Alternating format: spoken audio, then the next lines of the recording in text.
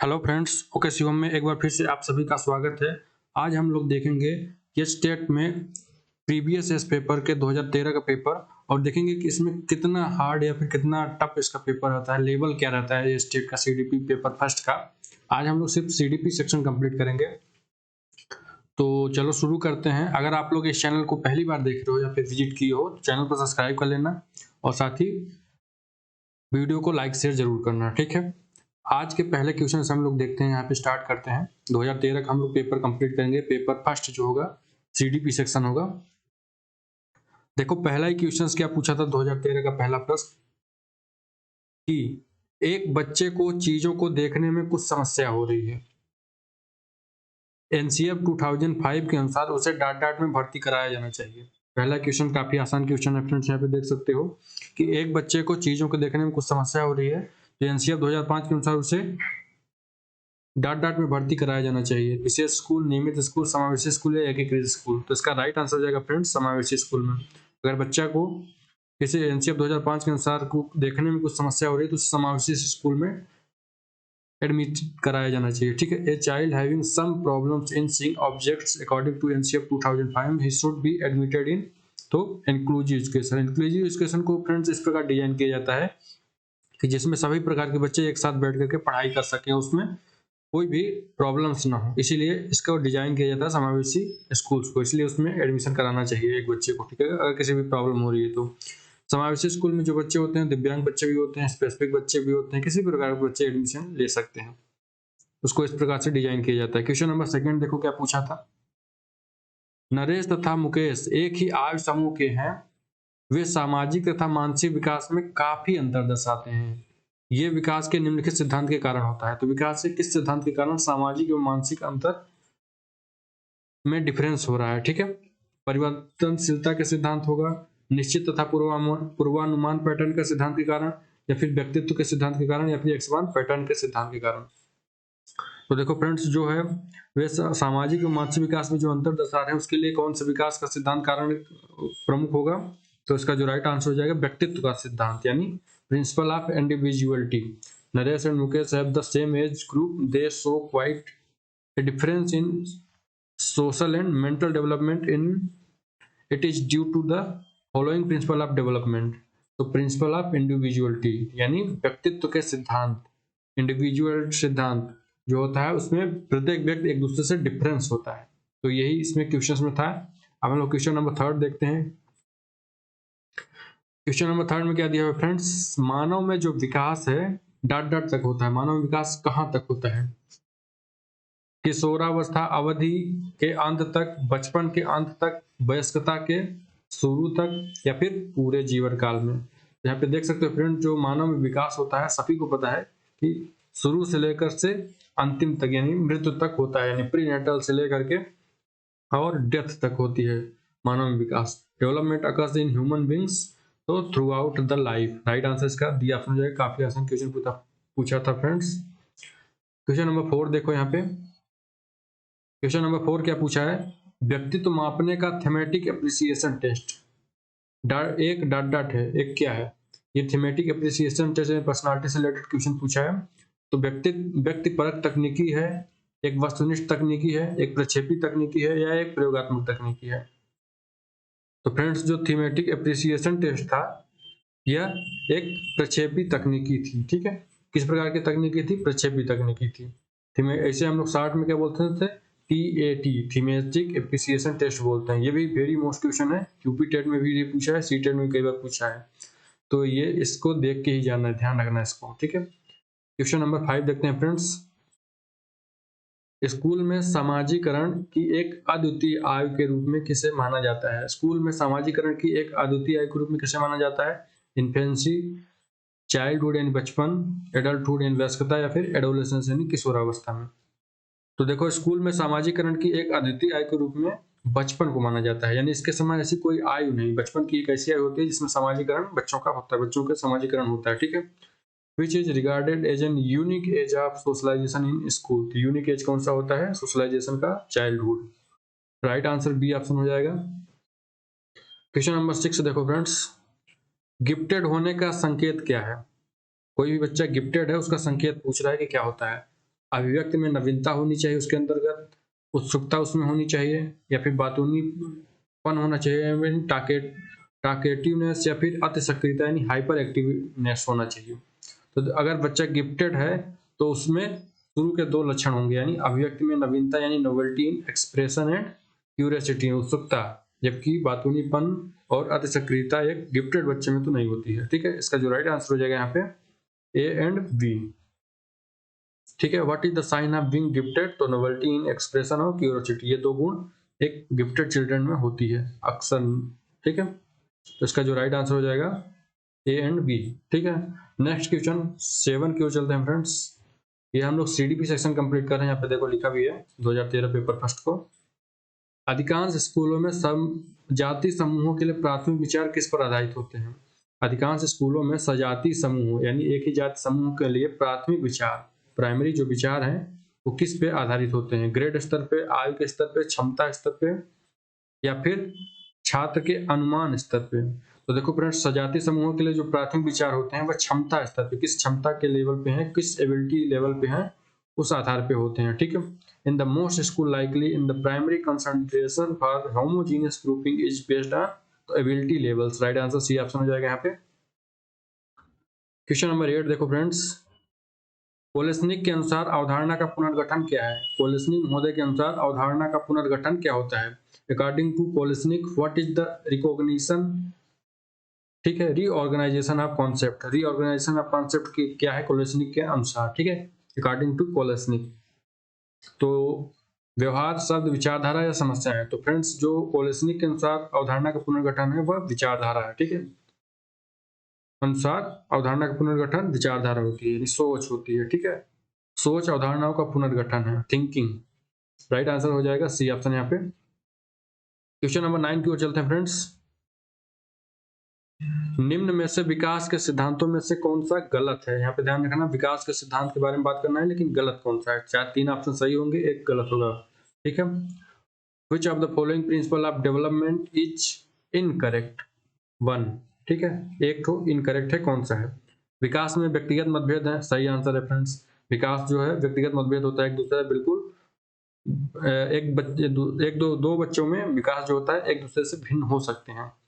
ठीक है, विकास संयोगों का परिणाम है, बिल्कुल गलत होगा। विकास संयोगों का परिणाम नहीं होता है, यह एक सतत प्रक्रिया है। यस, यह एक सतत प्रक्रिया होती है, कंटिन्यूअस होता है। यह पूर्व कथनीय है, इट इज प्रिडिक्टेबल, बिल्कुल सही है। विकास को पहले से प्रेडिक्ट किया जा सकता है कि 0 से 2 साल का बच्चा किस प्रकार से डेवलप करेगा, 2 से 6-7 साल का बच्चा किस प्रकार से, 6 से 12 साल का बच्चा, मतलब विकास को प्रेडिक्ट किया जा सकता है। ठीक है, विकास के सिद्धांत के माध्यम से। लेकिन यह एक संयोगों का परिणाम, संयोग से बच्चा बड़ा होगा ऐसा नहीं होता है। अगर बच्चा है तो वह बड़ा होगा एक नियत क्रम से। ठीक है, एक सतत प्रक्रिया होती है। तो यहाँ पे गलत पूछा था तो इसका राइट आंसर हो जाएगा बी ऑप्शन। ठीक है, development is the result of coincidence, ये गलत होगा। क्वेश्चन नंबर 10 देखते हैं फ्रेंड्स। एक परीक्षा तैयार करने के बाद यदि एक शिक्षक परीक्षा के अंकों की निरंतरता जानने के उद्देश्य से एक ही आयु समूह के बच्चों पर इसे प्रशासित करता है तो वह परीक्षण डॉट की तलाश में है। वो किस प्रकार के परीक्षण की तलाश में है? ठीक है, तो वैध, विश्वसनीय, वस्तुनिष्ठ या उपयोगिता, तो विश्वसनीय परीक्षण की तलाश में है। देखो, एक परीक्षा करने के बाद यदि एक शिक्षक एक परीक्षा के अंकों की निरंतरता मतलब कंटिन्यूटी को जानने के उद्देश्य से एक ही आयु समूह के बच्चों पर इसे प्रशासित करता है तो वह परीक्षण विश्वसनीय परीक्षण कहलाएगा। ठीक है, after preparing a test if a teacher repeatedly administers it on the children of same age group in order to find out the consistency of test score he is looking for the test, तो reliability की ओर checking के process में है। ठीक है, right answer B option हो जाएगा। Next question number 11 देखते हैं फ्रेंड्स। यहाँ पे एक समावेशी कक्षा हेतु एक इंक्लूसिव क्लासरूम में शिक्षकों के लिए किस प्रकार की तैयारी आवश्यक नहीं है? किस प्रकार की तैयारी आवश्यक नहीं है समावेशी कक्षा में? ठीक है, व्यवहारिक तथा सामाजिक कार्यकर्ता की गहन भागीदारी, व्यवहारिक तथा सामाजिक कार्यकर्ता की गहन भागीदारी एक शिक्षक के लिए जरूरी है कि वह इस प्रकार की कक्षा को डेवलप करे समावेशी कक्षा में। वंचित क्षेत्रों में बच्चे के साथ शुरुआती तथा निरंतर संपर्क, बिल्कुल सही है फ्रेंड्स। ये भी वंचित क्षेत्र में अगर बच्चा है तो उसमें समावेशी कक्षा का उद्देश्य ही होता है कि वंचित क्षेत्र हो, व्यवहार या सभी प्रकार के, चाहे दिव्यांग बच्चे हों चाहे सामान्य बच्चे हों, सब एक साथ पढ़ सकें। ठीक है। उपचारात्मक प्रक्रियाओं के लिए अधिक निरंतर एक्सपोजर, या ये भी सही है, उपचारात्मक प्रक्रियाओं के लिए अधिक निरंतर एक्सपोजर, जिससे बच्चा आसानी से सीख पाए, जो भी मिस्टेक कर रहा है, जो भी उसमें समझ में नहीं आ रहा है। या फिर निम्न धैर्य स्तर, ये गलत होगा फ्रेंड्स, यही पूछा है कि कौन सा सही नहीं है एक समावेशी कक्षा के लिए। तो निम्न धैर्य स्तर, धैर्य अगर निम्न होगा तो टीचर्स हार जाएगा या फिर चिढ़ने लगेगा। ठीक है। For an inclusive classroom what kind of preparation is not necessary for teachers. तो लो पेशेंस लेवल किसी भी क्षेत्र में सक्सेसफुल नहीं होता है। ठीक है। राइट आंसर डी ऑप्शन हो जाएगा फ्रेंड्स। काफी आसान क्वेश्चन पूछा है। अब हम लोग क्वेश्चन नंबर 12 की ओर चलते हैं। निम्न में से कौन सा शिक्षण का एक अभिनव स्रोत है? शिक्षण का एक अभिनव स्रोत कौन सा है? दूरबीन, इंटरनेट, फेसबुक या फिर ब्लैक बोर्ड। तो अभिनव स्रोत यानी इनोवेटिव सोर्स। ठीक है। इनोवेटिव सोर्स कौन सा है टीचिंग का, शिक्षण का? तो इंटरनेट होता है। इंटरनेट जो है अभिनव सोच है, इनोवेटिव, इसमें भी बहुत सारे अपॉर्चुनिटी देता है इंटरनेट जो है अन्य ऑप्शंस की अपेक्षा। ठीक है। राइट आंसर बी ऑप्शन हो जाएगा। नेक्स्ट क्वेश्चन 13 की ओर चलते हैं। परिपक्वता का एक उदाहरण वे हैं जब एक बच्चा डाट डाट सीखता है। परिपक्वता का उदाहरण बताना है, मैच्योरिटी का उदाहरण बताना है। ठीक है। An example of maturation is when a child learns to, तो ड्रा करना, पढ़ना, साइकिल की सवारी या फिर चलना। फ्रेंड्स इसका जो राइट आंसर हो जाएगा साइकिल की सवारी। मैच्योरेशन को अगर देखना है तो इन चारों ऑप्शन में सबसे एग्जैक्ट आंसर हो जाएगा, सबसे उपयुक्त आंसर हो जाएगा सी ऑप्शन। साइकिल की सवारी में उसे उसकी मैच्योरेशन को देखा जा सकता है, किस प्रकार से उसकी डेवलपमेंट, उसकी जो ग्रोथ हुई, शारीरिक ग्रोथ हुई है, तो वो भी देखा जा सकता है। और सिर्फ मेंटली, शारीरिक ग्रोथ के साथ साथ मेंटली ग्रोथ को भी देखा जा सकता है, क्योंकि साइकिल को न सिर्फ चलाना आना चाहिए बल्कि उसको बैलेंस करके चलाएगा, तब तो समझ में आएगा कि इसका जो मैच्योरेशन है, ग्रोथ है, डेवलपमेंट है, दोनों के साथ हुआ, यानी ये मैच्योर हो चुका है बच्चा। ठीक है। तब वो चला पाएगा साइकिल, यानी राइट आंसर राइड है bye skill. Next question number 14 की ओर चलते हैं। एक मनोवैज्ञानिक जो अपने से सीखने के सिद्धांत में लाइफ स्पेस की वकालत करता है, वे कौन सा है? सीखने के सिद्धांत यानी लर्निंग प्रिंसिपल में, लर्निंग थ्योरी में लाइफ स्पेस की बात कौन सा किसने कहा है? थॉर्नडाइक ने, कोहलर ने, कार्टलेवी ने या फिर स्किनर ने? तो देखो लाइफ स्पेस जो है, लाइफ स्पेस की बात कर्ट लेविन महोदय करते हैं। ठीक है। इसे ध्यान रखना, काफी इंपॉर्टेंट क्वेश्चन है फ्रेंड्स, ये यूपी टेट में भी आया क्वेश्चन है, रिपीटेड क्वेश्चन है। अब हम लोग नेक्स्ट क्वेश्चन चलते हैं 15 की ओर। रोहित ने पेंसिल वापस कर दी जो उसने अजय के डेस्क से ली थी, क्योंकि वह पकड़े जाने पर मिलने वाली सजा से डरता था। यह कोहल वर्ग के डाट डाट का वर्णन करता है। कोहल वर्ग ने सिद्धांत कौन सा दिया है और उसके सिद्धांत के अंतर्गत ये उदाहरण या फिर स्टेटमेंट को रखा जाएगा? तो देखो कोहल वर्ग 6 चरणों में सामान्यतः 2 चरणों के 3 स्तरों में वर्गीकृत किया था, जिसे हम लोग प्री ऑपरेशनल, पूर्व पारंपरिक अवस्था, पारंपरिक अवस्था, पोस्ट पारंपरिक अवस्था के रूप में, पोस्ट कन्वेंशनल लेवल के रूप में देख सकते हैं। ठीक है। अब इसमें से ये जो उदाहरण दिया है कि रोहित ने पेंसिल वापस कर दी जो अजय के डेस्क से उसने ली थी, क्योंकि वो पकड़े जाने पर मिलने वाली सजा से डरता था, तो वह पूर्व पारंपरिक स्तर के जो लेवल है उसमें सजा से कैसे बचूं पहले ही स्टेज में से संबंधित है। ठीक है। राइट आंसर ये ऑप्शन हो जाएगा। Rohit return the pencil he took from Ajay desk because he was afraid of the punishment if he got caught. This illustrate Kohlberg. तो कोहल वर्ग के किस क्षेत्र से आता है? तो प्री कन्वेंशनल लेवल, पूर्व पारंपरिक अवस्था के अंतर्गत आता है। राइट आंसर ये ऑप्शन हो जाएगा। क्वेश्चन नंबर 16 देखो फ्रेंड्स। ब्लूम वर्गीकरण के अनुसार, ब्लूम टैक्सोनॉमी के अनुसार कौन सा विकल्प वस्तुनिष्ठ आधारित प्रश्नों की तैयारी के लिए गलत है? वस्तुनिष्ठ, ठीक है, वस्तुनिष्ठ आधारित प्रश्नों की तैयारी के लिए गलत है ब्लूम टैक्सोनॉमी के लिए। तो इसका जो राइट आंसर हो जाएगा स्वयं वास्तविकीकरण, ये नहीं होगा। ठीक है। जबकि विश्लेषण होता है यानी एनालिसिस, मूल्यांकन होता है, इवैल्यूएशन होता है और एप्लीकेशंस भी होते हैं, लेकिन स्वयं वास्तविकीकरण, सेल्फ एक्चुअलाइजेशन या ब्लूम टैक्सोनॉमी के अनुसार विकल्प वस्तुनिष्ठ आधारित प्रश्नों की तैयारी के लिए गलत होता है। ठीक है। सही नहीं है, राइट आंसर नहीं है। According to Bloom taxonomy, which option is incorrect for the preparation of objective based question? तो राइट आंसर हो जाएगा सी ऑप्शन। क्वेश्चन नंबर 17 देखो फ्रेंड्स। पियाजे के संज्ञानात्मक विकास सिद्धांत के अनुसार, जीन पियाजे के संज्ञानात्मक विकास सिद्धांत के अनुसार समायोजन, ठीक है, समायोजन को संदर्भित करता है, एकोमोडेशन को कौन संदर्भित करता है? ठीक है। अकॉर्डिंग टू पियाजे कॉग्निटिव डेवलपमेंट थ्योरी के अनुसार। ठीक है। पहले से ही मौजूद ज्ञानात्मक संरचनाओं तथा पर्यावरणीय जरूरतों जैसे ही वे उत्पन्न होती हैं के बीच मिलान का पता लगाना, किसी मौजूदा संज्ञानात्मक संरचना में संशोधन करके सोच तथा व्यवहार के नए तरीके का समायोजन, पिछले ज्ञान और नए ज्ञान के बीच असमानता, अर्थपूर्ण पैटर्न में संरचनाओं में अवधारणात्मक तथा संज्ञानात्मक व्यवस्था। तो इसका जो राइट आंसर हो जाएगा फ्रेंड्स यहाँ पे, किसी मौजूदा संज्ञानात्मक संरचना में संशोधन करके सोच तथा व्यवहार के नए तरीके का समायोजन। ये क्या दर्शाएगा? जीन पियाजे के एकोमोडेशन के लेवल को। ठीक है, adjust a new way of thinking and behaving by making modification in one's exciting cognitive structure. Accommodation के बारे में पूछा है, एसिमिलेशन एकोमोडेशन से रिलेटेड भी क्वेश्चन काफी आते हैं। ये भी राइट आंसर हो जाएगा 20 का, और काफी आसान था। देखो सीधे पियाजे से कॉन्सेप्ट से पूछा था। क्वेश्चन नंबर 18 देखो फ्रेंड्स, एक छात्र की कालानुक्रमिक आयु 10 वर्ष तथा मानसिक आयु 12 वर्ष है, तो उसका आईक्यू क्या होगा? उसका आईक्यू बताना है कितना होगा। तो यहाँ पे हम लोगों को पता है फार्मूला MA/CA × 100 होता है, ये आईक्यू का फार्मूला। तो MA की दिया है कि मेंटल एज, उसकी मानसिक आयु 12 वर्ष दी है, और उसकी कालानुक्रमिक आयु, ठीक है, 10 वर्ष दी है, और इंटू 100। तो हम इसको ऐसे सॉल्व कर सकते हैं, यानी 120 आ जाएगा यहाँ पे। राइट आंसर सी ऑप्शन हो जाएगा। स्टूडेंट्स क्रोनोलॉजिकल एज इतना और मेंटल एज इतना है, तो आईक्यू कितना होगा? ठीक है, ये भी आसान क्वेश्चन है, इस प्रकार के क्वेश्चन भी पूछते हैं। देखो क्वेश्चन नंबर 19 देखो फ्रेंड्स, निम्न में से कौन सा स्कूल का मूल कार्य नहीं है? स्कूल का मूल कार्य कौन सा नहीं होता है? ठीक है, which of the following is not a basic function of the school? School हमारी सांस्कृतिक विरासत को संरक्षित तथा प्रसारित करता है,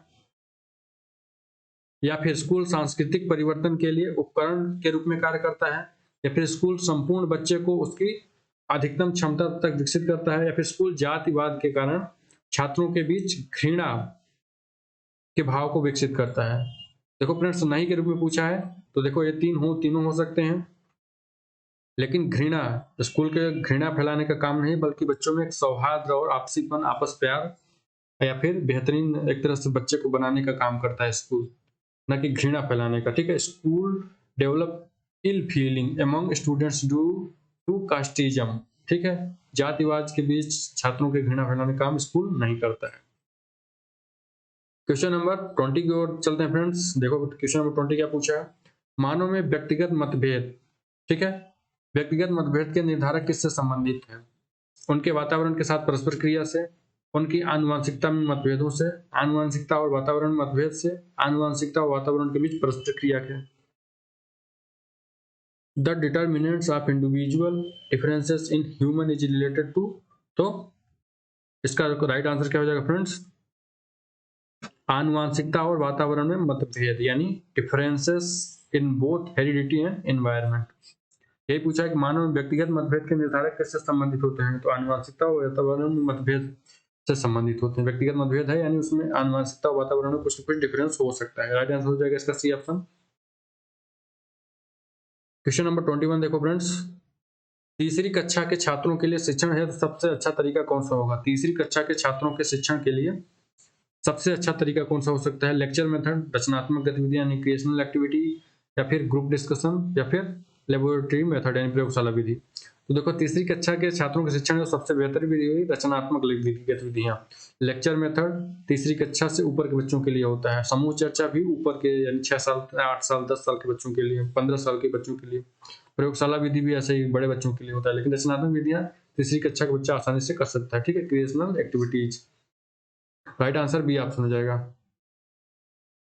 क्वेश्चन नंबर 22 देखो फ्रेंड्स, एक 5 साल का बच्चा निम्नलिखित प्रकार की समझ रखता है। 5 साल का बच्चा किस प्रकार की समझ रखता है? चिंतनशील समझ, निर्देशित समझ, कंक्रीट समझ, या फिर तार्किक समझ। तो देखो 5 साल का बच्चा जो होता है काफी छोटा बच्चा होता है, और वह निर्देशित समझ रखता है। किस प्रकार के? यानी उसको निर्देश दोगे तो वह काम करेगा उस प्रकार से। चिंतनशील समझ 5 साल के बड़े बच्चे में होती है। कंक्रीट समझ यानी कॉम्प्लेक्स समझ भी जो है 5 साल के बड़े बच्चे, और तार्किक समझ भी 5 साल के बड़े बच्चे में होती है। इसका जो राइट आंसर हो जाएगा B option. A 5 year old child will have following type of thinking, तो डायरेक्टेड थिंकिंग के अंतर्गत वह आएगा। ठीक है, क्वेश्चन नंबर 23 देखो फ्रेंड्स, कोहलबर्ग के अनुसार जिस स्तर में बच्चे की नैतिकता को सजा के डर से नियंत्रित किया जाता है उसे क्या कहा जाता है? प्री मोरल स्तर, पारंपरिक नैतिकता स्तर, या फिर स्वस्वीकृत नैतिक सिद्धांत स्तर, या फिर नैतिकता स्तर।